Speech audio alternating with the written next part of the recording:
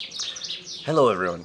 So as we are in Morocco, and not only do they speak French but Arabic here, I'd like to teach you some Arabic phrases you can use not only in Morocco but in the rest of the Arabic world to make things a little more easy for you and to make you feel a little more local. So let's begin.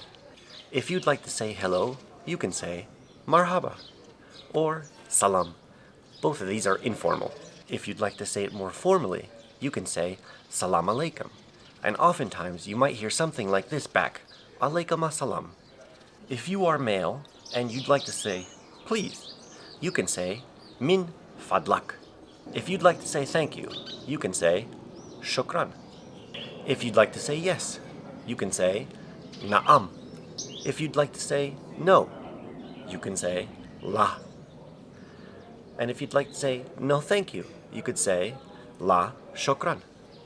And if you'd like to say goodbye, you can actually say the same thing as when you say hello, which is salam. If for any reason you need help, you can say musaeada.